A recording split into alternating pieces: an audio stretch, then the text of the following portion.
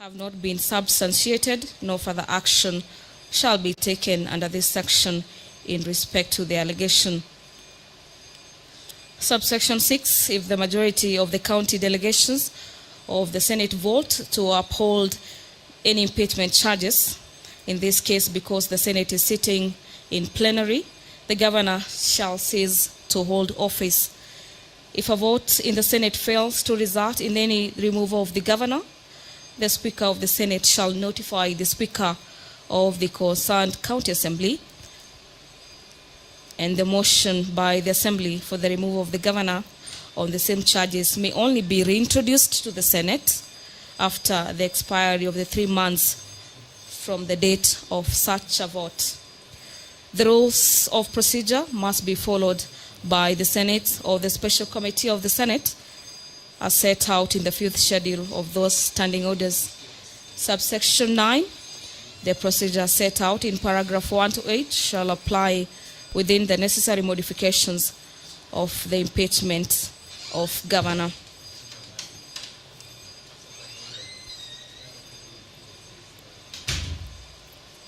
Subsection Standing Orders number 76 on the right to be heard says that whenever the Constitution or any written law requires the Senate to consider a petition or proposal for removal of a person from office, the person shall be entitled to appear before the relevant committee of the Senate considering the matter and shall be entitled to legal representation.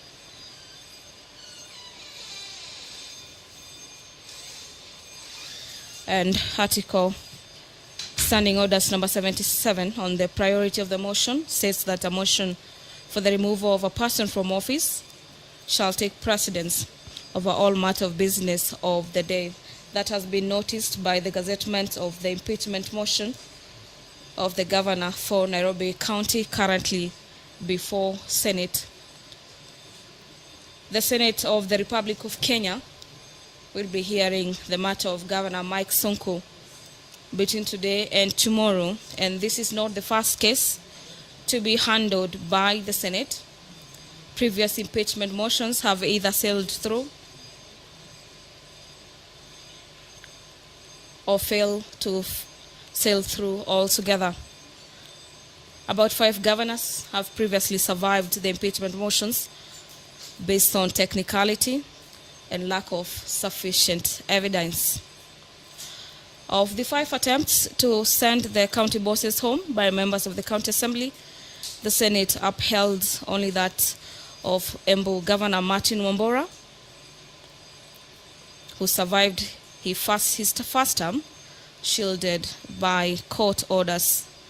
Other governors are Governor Mwangi Weria of Murang'a County, Paul Chepkwony of Kericho County, Governor Granton Samboja of Taita Taveta County, and the late Ndirito Gachagua of Nyeri County, who all survived their ouster plots.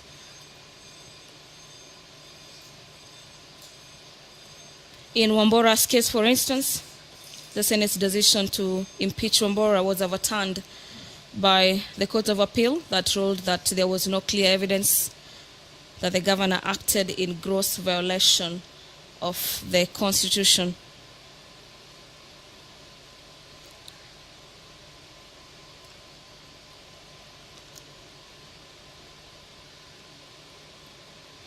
In other cases, case in point in 2015, Governor Weria was impeached after 35 members of the county assembly voted to send him home. This is on the grounds of misusing county cash, failing to manage county debt, gross misconduct, and matters of abuse of office. That decision, however, was reversed by the Senate that ruled that the charges did not meet the constitutional threshold to necessitate for impeachment. During those particular hearings, by then, the governor's defense team had persuaded the Senate committee to terminate the proposed impeachment on the grounds that the county assembly had not followed the constitutional provisions initiating and adopting an impeachment motion. We've witnessed that in the morning session, where the legal team for Governor Mike Sonko, led by lawyer Harrison Kinyanjui requested the Senate to abandon the hearing, claiming that the county government for Nairobi County did not follow the requisite procedure in impeaching Governor Mike Sonko. In 2014, Governor Chepkoni followed the same path when he was also impeached. 2/3 of MCAs approved a motion to oust the governor on accusations of abuse of office and unlawful procurement of goods and services. On your screens is the Speaker of the Senate, Honorable Ken Lusaka, signaling that the second session for the day is about to begin. I now hand over for the live broadcast. My name is Gladys Mungai. Enjoy your viewing.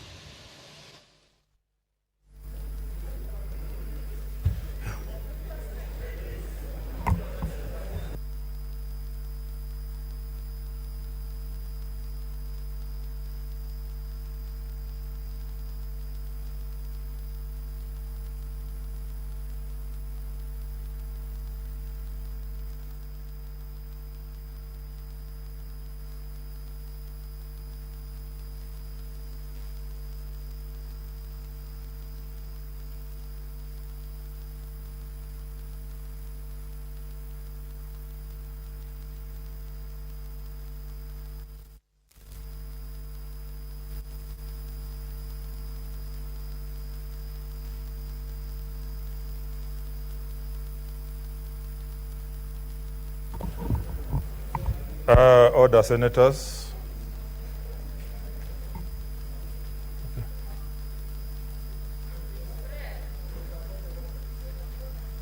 Prayers. There are no prayers. Huh? There are no prayers. Yeah, we didn't pray. We prayed.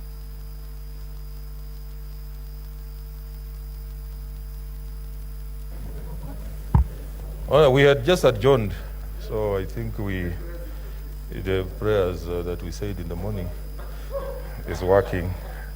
So, Honorable Senators, in the course of the sitting before the lunch break, certain matters were raised in respect of which I undertook to make a ruling. First, let me apologize. We were supposed to have met at 2:15, but because I had to work on the ruling and a bit of reading here and there, that's why we have delayed.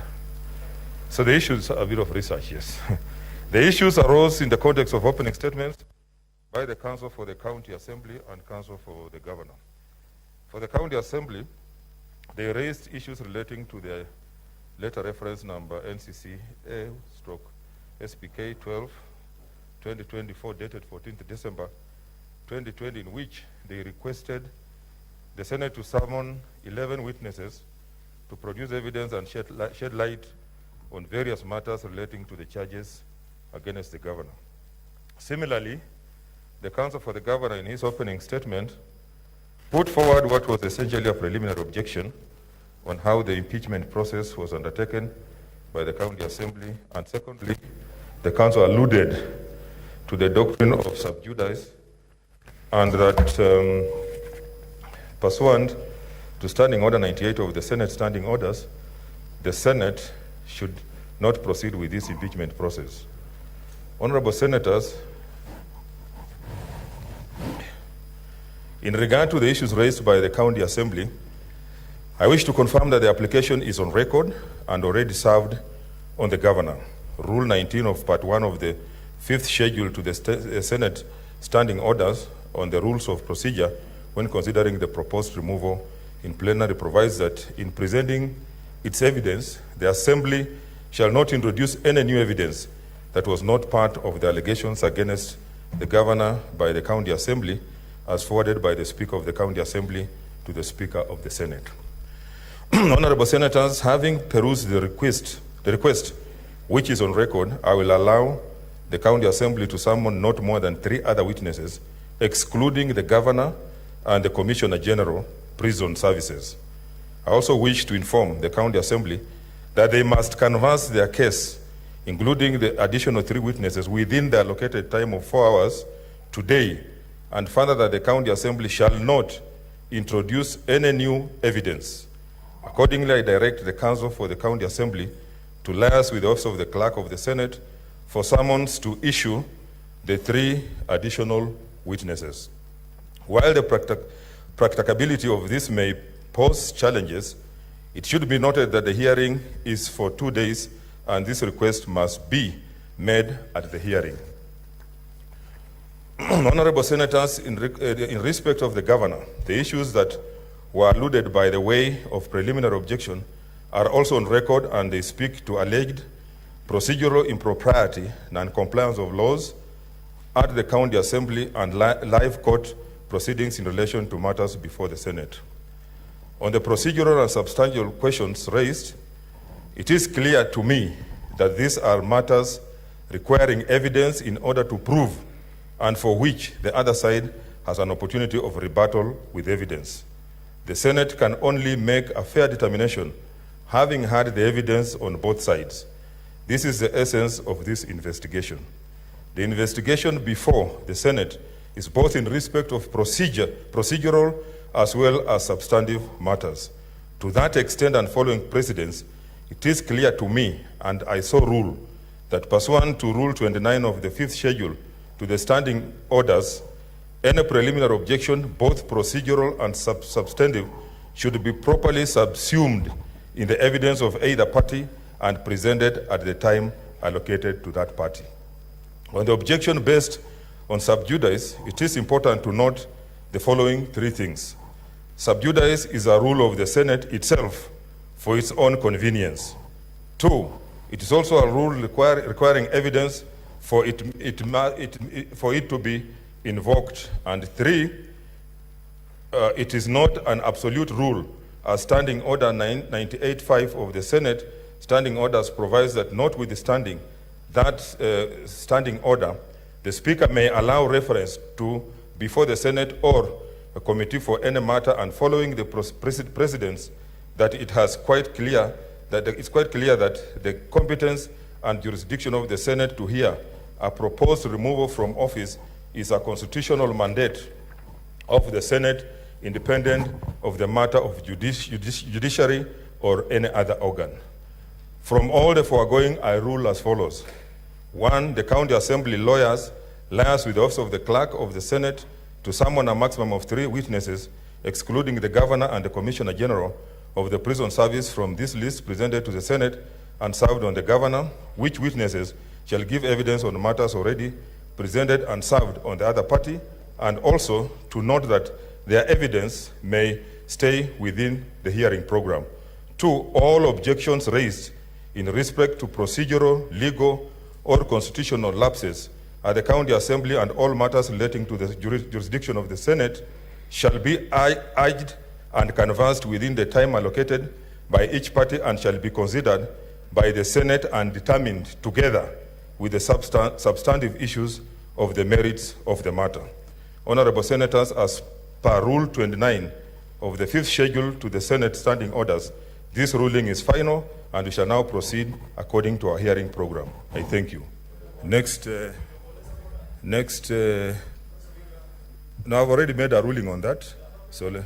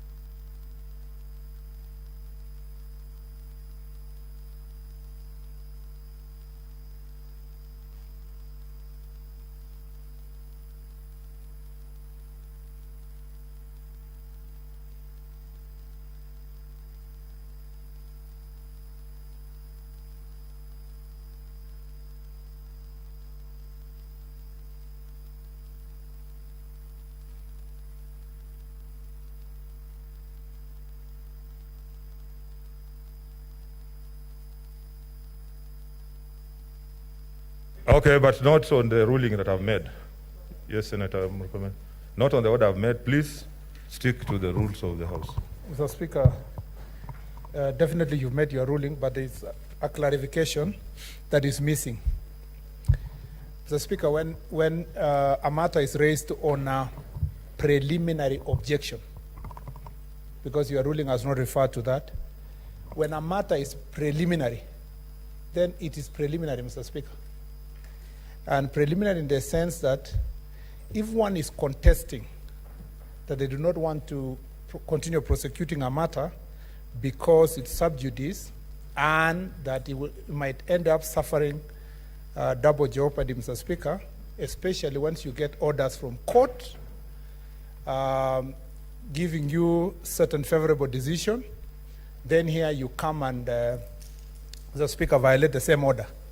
Unfortunately, Senator Murkomen, no, the question I'm just... You are already challenging what I've said. No, I'm not challenging what you are you are not holding brief for the parties. That is because true. You are part of the court. Okay, let me go to the point. The Speaker, it's not lost on me that as a house, this house is surviving because of favorable court decisions. So what clarification I want, Mr. Speaker, without court and court orders, if the National Assembly was to ignore the various court decisions that have been made in favor of this house and make a similar ruling like yourself, Mr. Speaker, this house would have been wound up long time ago. So the challenge I want to pose to you is this, Mr. Speaker. For a matter that is that weighty, that would have disposed the case in total, was it not wiser, Mr. Speaker, for the decision to be made by the Senate and senators themselves on vote, instead of the Speaker taking responsibility? And I'm saying this with utmost respect, Mr. Speaker. Tomorrow, if you become the governor of Bungoma again, and there is another court order, or you need a court order, or you are brought here for impeachment, and you need a court order, are you confident, Mr. Speaker, that you can appear before the courts of Kenya and tell them, I ruled to ignore court orders? Because, Mr. Speaker, it would have been safer if it was the decision of the Senate. But if it becomes the decision of one person, Mr. Speaker, I think that's where we have a problem. I have not ruled I have not ruled against any court order. And there's no court order. In any case, under our rules 26, you will have an opportunity to say what you are saying. You will have an opportunity to vote at the end of it. And as a speaker, I'm also using what the law gives me to do. And I will not interfere with your contributions as a Senate. You will be allowed to vote, and you will express what you are saying at the vote at the end of it. Let's continue. No. Let's proceed. Let's make progress. I'm calling for the council to give evidence for the county assembly. Please, let's make progress. Let's progress.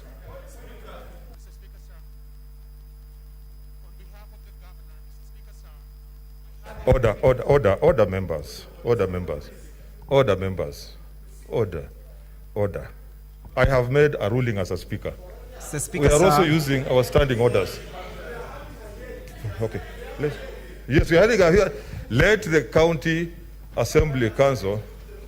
Mr. Speaker, sir, we highly appreciate the guidance and okay, the ruling of the senators, Honorable.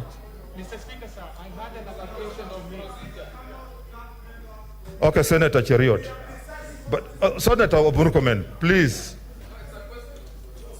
But you cannot shout at me from where you are sitting. Please, order. Order, Senator Murkomen.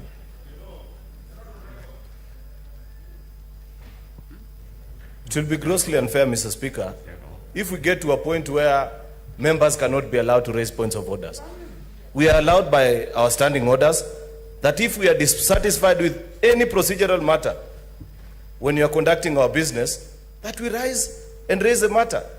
It is within your duty, Mr. Speaker, because I agree with your ruling. I know there are people who perhaps may want to imagine that I want to protest what you have ruled. But I just want to seek a clarification from you, Mr. Speaker. Finally, when we take a determination of this matter, what will be the schedule of questions? Because you have said the matters that have been conversed by the parties of which you've ruled need to be subsumed in their main arguments.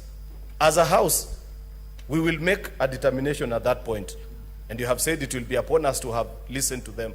Will you then grant us an opportunity to first of all deal with the issues that they had raised as preliminary objection, then subsequently vote on the main issues? Because, Mr. Speaker, why I want that clarification from you is that if we get to the point of voting and it is confirmed at question number 1 that this House has established that the County Assembly of Nairobi did not meet the constitutional threshold of impeaching the governor, the matter will end at that point. So it will be important that when those questions are being listed, that be the first question that is put before us, before the rest of the questions. That's just a clarification I wanted, Mr. Speaker. Okay. What I've said in other words, all those matters will be voted for, including the preliminary objection. You look at all of them and take one vote at that time when you are voting and the charges that have been brought. Let's proceed. Council. Mr. Speaker, sir, I had an application to make in connection Progress. with the documents that are lying at the clerk's office. Order, senators. Just a minute. Order. Mr. Speaker, sir. Order, listen. Also listen to me, I'm on my feet. If you look at what I refer to, standing rule number 26, let us start with 24. After the parties have presented their evidence, the Speaker of the Senate shall allow a closing statement to be made on behalf of the County Assembly and thereafter on behalf of the Governor. 25, a closing statement made under Rule 24 shall be for not more than 60 minutes. 26, after the closing statements have been made, the hearing shall conclude. All the Senate shall proceed into a camera session to deliberate on the issues raised. And I'm saying that at that point, we'll deliberate on all these things, and before you take your vote, you will have said all these things that you are saying. Please allow us to proceed. Proceed, Council. Thank you. Let's proceed. Proceed, Council. Mr. Speaker, sir, we had documents lying at the clerk's office which were not received because we were served with these documents. You are off mic, and I said it was evidenced by the County Assembly. Mr. Speaker, sir, we had an application. You are off mic.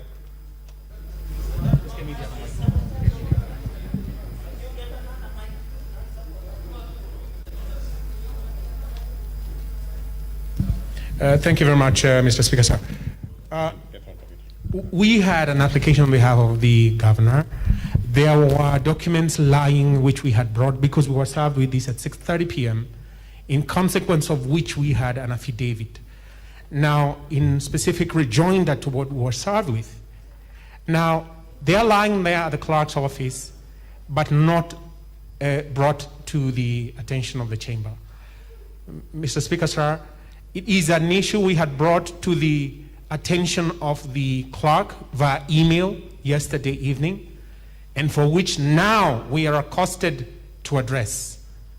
Mr. Speaker, sir, I'd be very happy if you would authorize those documents to be brought, because we were served with these documents last evening at 6:30 p.m. Thank you very much. They will be brought in the course of our deliberations.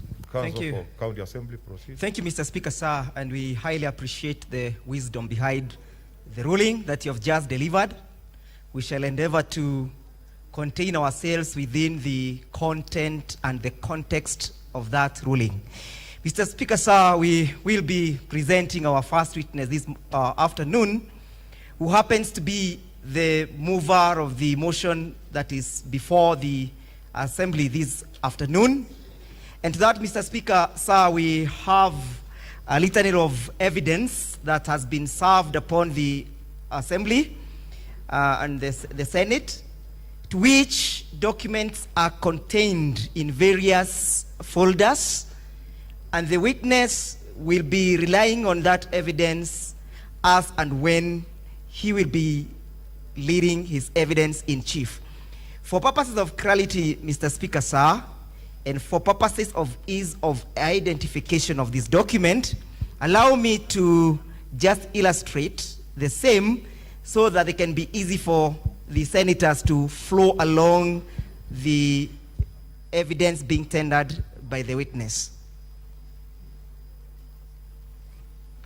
Mr. Speaker, sir, we have a blue folder.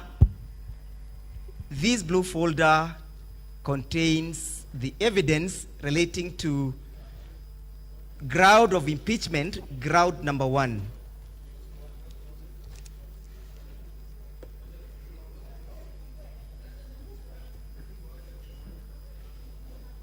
Now, I am just illustrating so that you can have a flow. This blue folder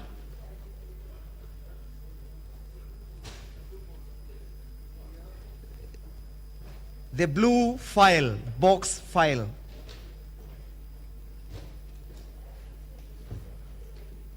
the blue box file contains evidence relating to ground number 1. It's volume number 1. Again, Honorable Senators, Mr. Speaker, sir, we also have a black file, voluminous. It is labeled as ground number 1, volume 2, which relates to gross violation of the Constitution and other written laws. What's your point of order? The evidence is on.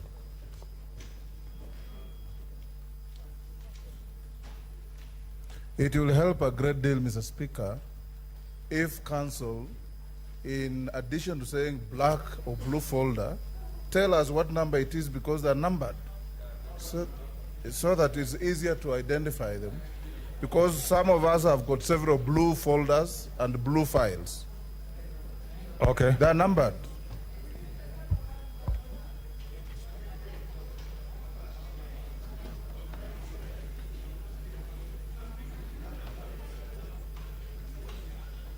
Yes, Mutula Kilonto Juni.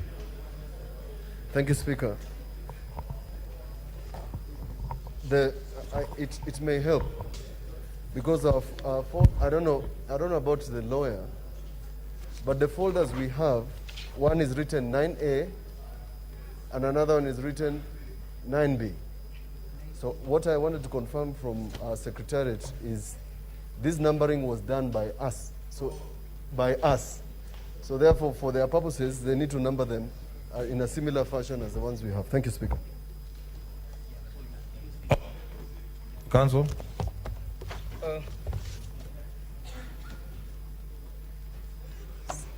And those who don't have the folders, give them the Secretariat, please.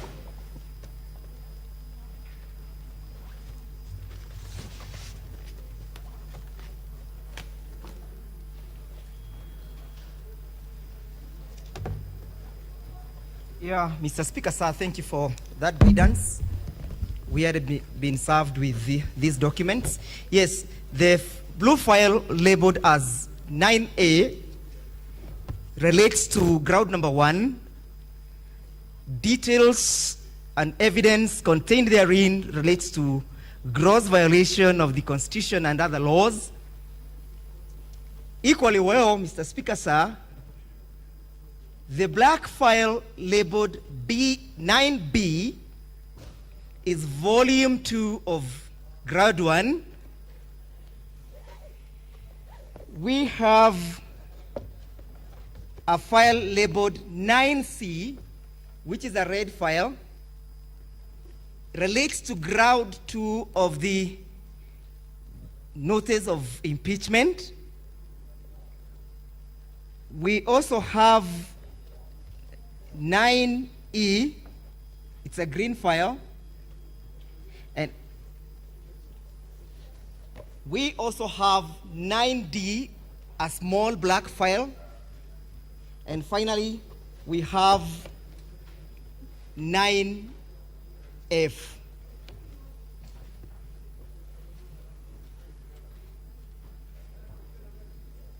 Are we there, honorable members?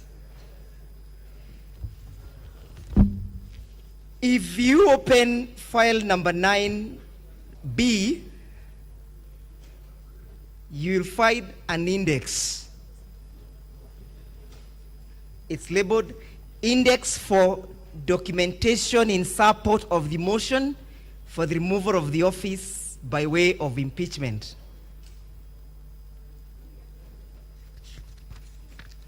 That index, the first column indicates the violation. Maybe let me just guide you. You know, your entire evidence and cross-examination and everything must fit within the 4 hours. Correct. So please take note of that. Senators, you'll be able to flow with the, honorable senators, you'll be able to flow with the entire process following the index annex thereto. At this juncture, Mr. Speaker, sir, allow me to invite my learned friend, Mr. Okach, to lead the witness in chief.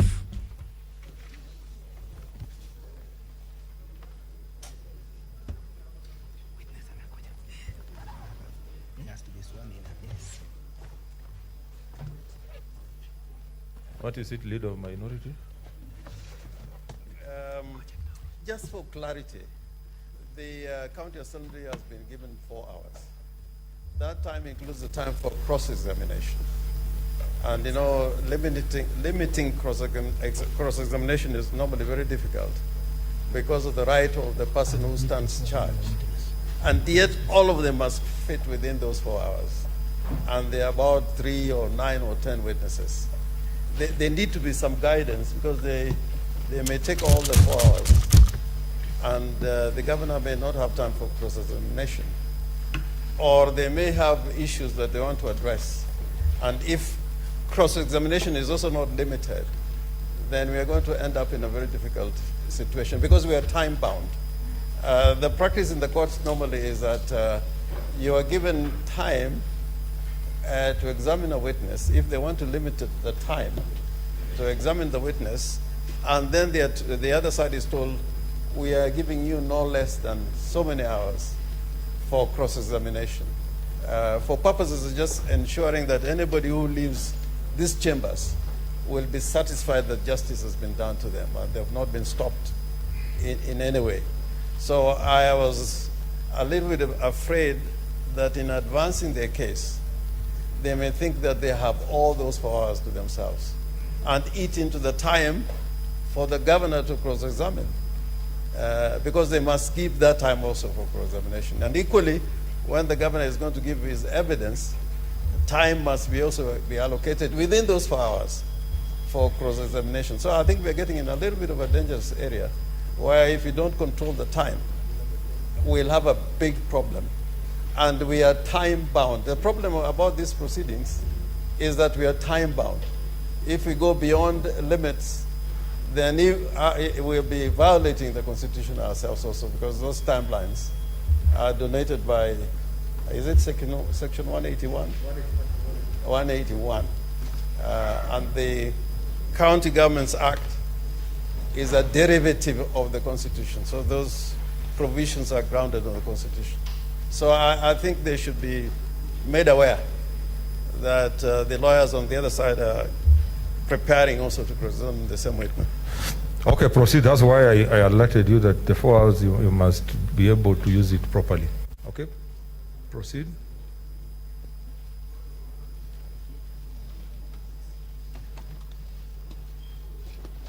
A point of order because we must then make progress. That one, I want to encourage us to make as little interventions as we can. Number two, Mr. Speaker, where we make interventions, because we may have to at some point, the clerk should stop the clock against the parties, because the 4 hours you have given them may end up being eaten up by ourselves and making it very difficult for them to prosecute or defend their case. Actually, there should be no interactions because if you look at the program, at 6 p.m. to 6:30 p.m., there will be questions, requests for clarification by senators. You have an opportunity there. So let's proceed.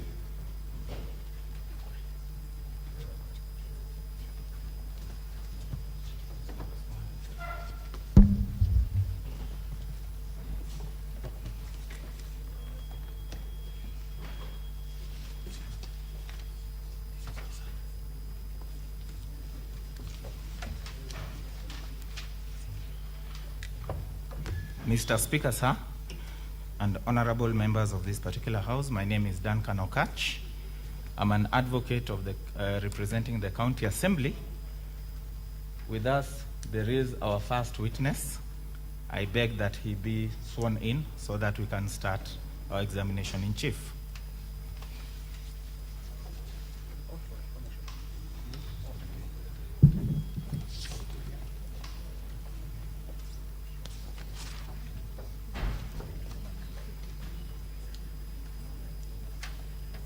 I, Michael Ogada Okumu, do solemnly swear that the evidence that I shall give before the Senate in respect of the matters before the Senate shall be the truth, the whole truth, and nothing but the truth. So help me God.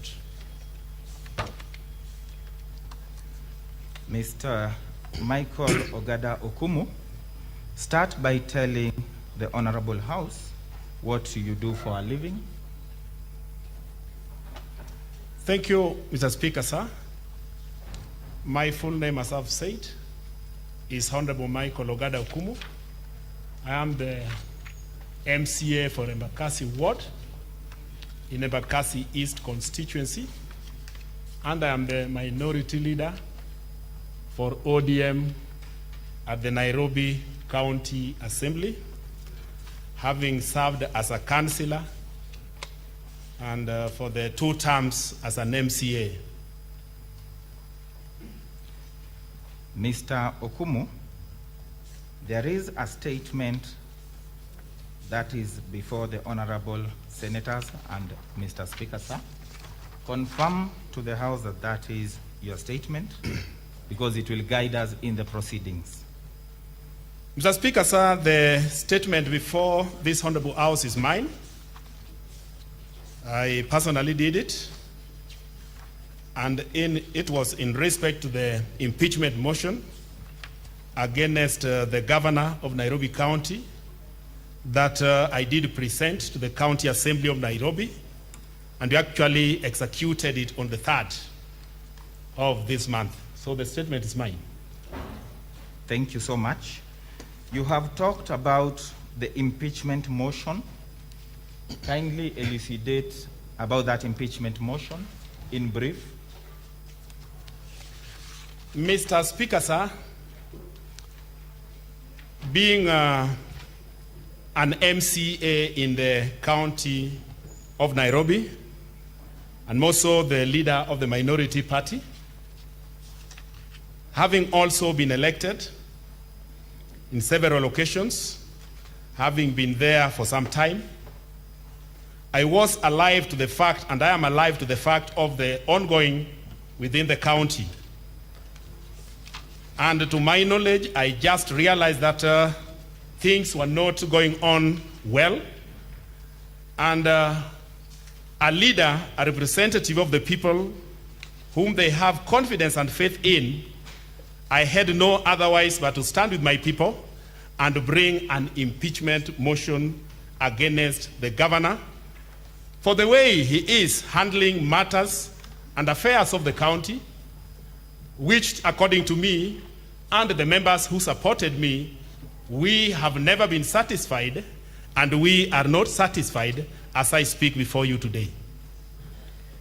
So you do confirm that your motion is actually the foundation of these proceedings today? Definitely, Honorable Speaker. We are gathering here as a result of the motion that I did table and we prosecuted in the county assembly. So, Mr. Ogada, kindly tell us the grounds upon which your motion is based on, and indeed these particular impeachment proceedings. Honorable Speaker, sir, and the senators, the Constitution gives us the grounds under which a serving governor may be impeached. And we have got 4 grounds that we relied on when we were prosecuting our impeachment against the governor. The grounds being gross violation of the Constitution or any other law, abuse of office, gross misconduct, and crimes under the national law. Thank you so much. I will take you straight to that because that is the crux of the proceedings. I'll lead you to ground number 1, gross violation of the Constitution. Kindly explain to this particular House what you mean by that. Mr. Speaker, sir, we did put across one of the charges against the governor being the gross violation of the Constitution. And in this, we did say that Article 201, A, D, and E of the Constitution of Kenya on the finance management and Section 154 of the Public Finance Management of 2012, the County Allocation of Revenue Act 2015 on the use of conditional grants. Mr. Speaker, sir, we know what we mean by conditional grants. They are ring-fenced grants, which we are supposed to use or follow some guidelines and rules when we use them. And in that area, we did realize that the governor was violating the Constitution, the PFM, and County Revenue Allocation Act by misusing or misdirecting the funds that were really allocated for these purposes. For example, Mr. Speaker, sir, one thing that came into our mind is that we have got funds that are clearly earmarked as road levy funds, which are being given by road sport. And for the 3 years the governor has been in office, he has never used this money prudently. For example, the first financial year when he was in office, he was able to divert a total of 622 million, which is a road levy fund. As I speak today, we are not receiving money from Kenya Roads Board as a result of his misdeeds, and therefore we are not able to really function, do the roads, operate within the county as a result of the misdeeds of the governor. And item number 2 is about the diversion of bursary funds, which is also ring-fenced. Mr. Speaker, sir, this has been a very contentious issue because the county of Nairobi give bursaries and they give scholarships. One thing that became strange, which members of the county assembly had to stand up and say no to, is when the governor came into office. One thing he did is he found a number of around 3,000 students who are under scholarship of the county, full scholarship of the county, whereby every financial year, the county was paying for them 53,000, and these students were selected by the head teachers from across Nairobi.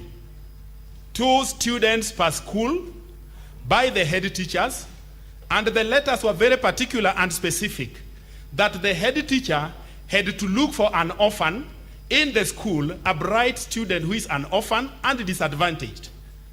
These were 3,000 students. When the governor came in, he just instantly stopped. And the students others were in Form 3, others were in Form 2, the others were in Form 1. And do you know what he said? He said he could not continue paying school fees for people who were recruited by the predecessor, the person he took over from. And he used simple terms that he cannot continue paying school fees for lawyers and lawyers. And that thing became touching to some of us. I went through that list, and if you go through that list, you will find Kenyans in that list, not people from a particular tribe.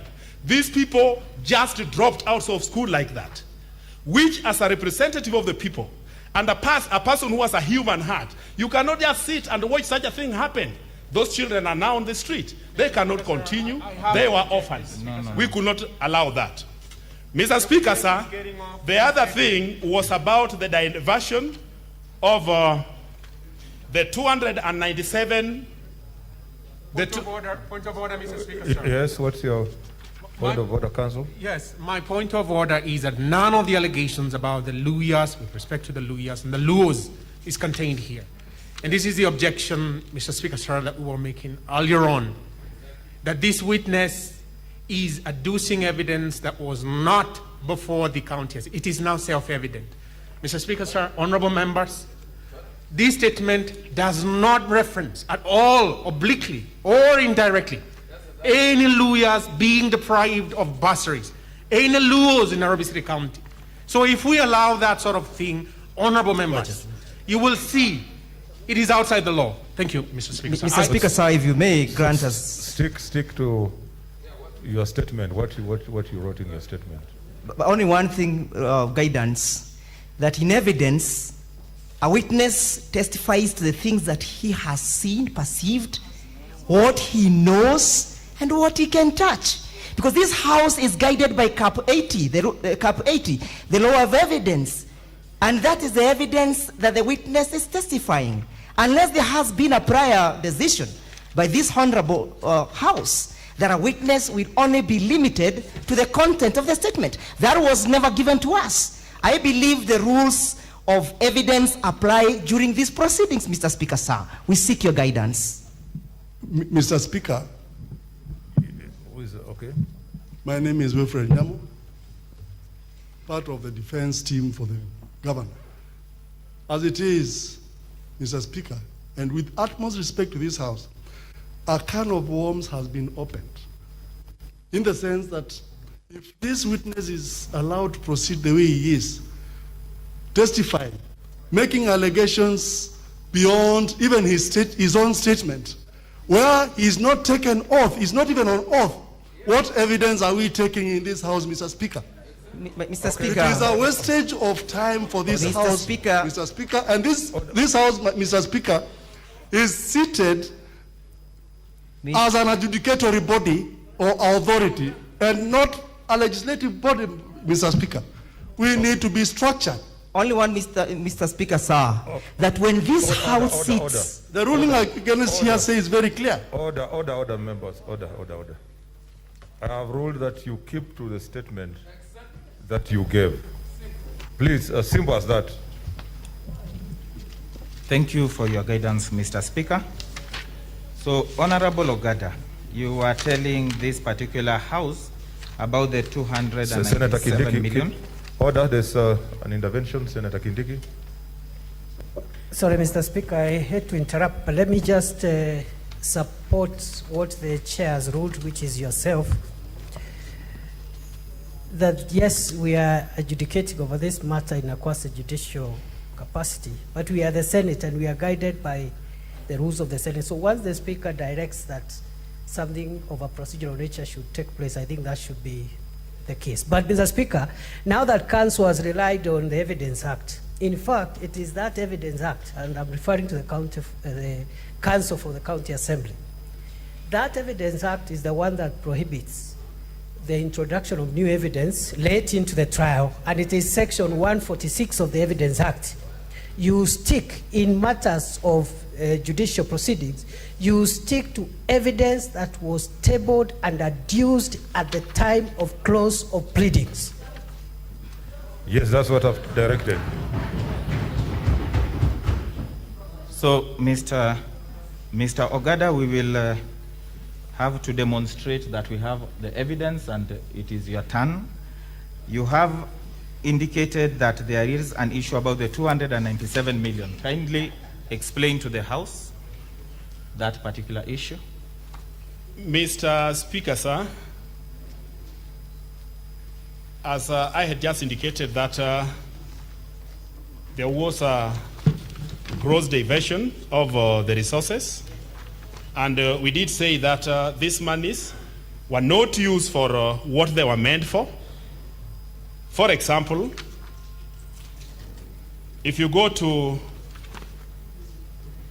page 77 and 78, you will realize that that will be the file that is labeled 9A.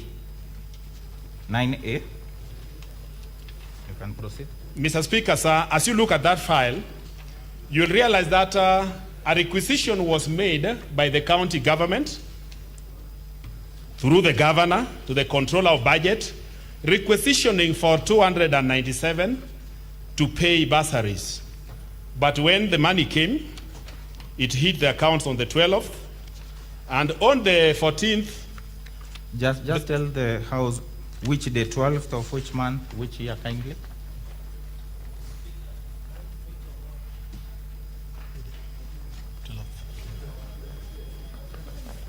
Let them proceed. Let them give, please. We said we minimize interruption. The lawyers are going to cross-examine them. The date. Let's ask one of the sergeant at arms to assist you. 2019. Proceed. Thank you. Mr. Speaker, sir, just as Senator Orengo had raised it, that as I will be submitting, I'm really getting a lot of interjections. I don't know whether my time is being eaten into, but I know you are going to take care of that. Mr. Speaker, sir, what I wanted to say is that on the 12th of July, 99, they did request for 297. Which year have you? Which year? 2019. 2019. They did request, and instead of paying school fees for the poor children, Mr. Speaker, sir, instead of paying school fees for the poor children, they instead went and started paying lawyers.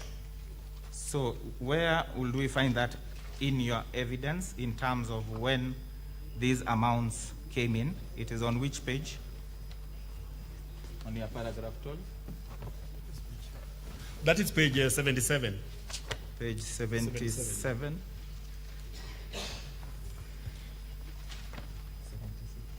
Just kindly guide 77 and 78. Kindly guide the House to the specifics, so that any senator that is not with us may be with us.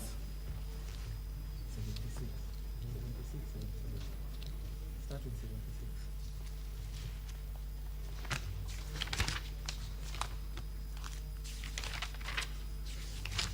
76. Mr. Speaker, on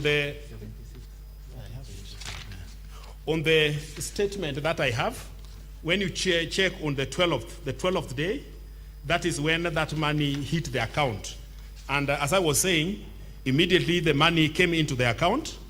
They were able to use the money, not for the intended purpose, but instead to do other things.